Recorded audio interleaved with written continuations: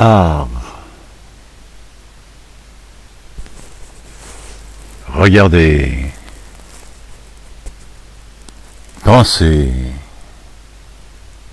Réfléchir. Donner du sens. Qu'est-ce qu'il pense Bergson? Il dit, si l'instinct est, par excellence, la faculté d'utiliser un instrument naturel, organisé, il doit envelopper la connaissance innée, virtuelle ou inconsciente, il est vrai, et de cet instrument et de l'objet auquel il s'applique. L'instinct est donc la connaissance innée d'une chose. L'instinct est donc la connaissance innée d'une chose. L'instinct est donc la connaissance innée d'une chose. Mais l'intelligence est la faculté de fabriquer des instruments inorganisés, c'est-à-dire artificiels. Mais l'intelligence est la faculté de fabriquer des instruments inorganisés, c'est-à-dire artificiels. Si, par elle, la nature renonce à doter l'être vivant de l'instrument qui lui servira, c'est pour que l'être vivant puisse, selon les circonstances, varier sa fabrication. La fonction essentielle de l'intelligence sera donc de démêler dans des circonstances quelconques le moyen de se tirer d'affaire. Vous vous rendez compte de se tirer d'affaire? Le moyen de se tirer d'affaire. Voilà une histoire. Elle cherchera ce qui peut le mieux servir, c'est-à-dire s'insérer dans le cadre proposé. Elle portera essentiellement sur les relations entre la situation donnée et les moyens de l'utiliser.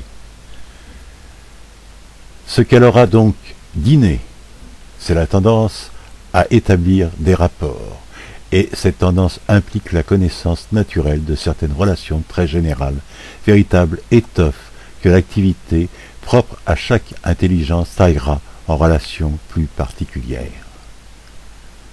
Là où l'activité est orientée vers la fabrication, la connaissance porte donc nécessairement sur des rapports. Mais cette connaissance toute formelle de l'intelligence assure la connaissance matérielle de l'instinct, un incalculable avantage. Je redis donc, mais cette connaissance toute formelle de l'intelligence assure la connaissance matérielle de l'instinct, un incalculable avantage. Une forme, justement parce qu'elle est vide,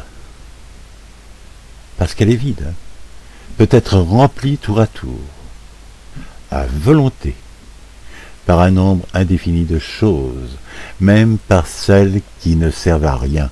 Art, je vous le dis, c'est l'art est l'art. Vous voyez, regardez ce que je dis, art, je le dis encore.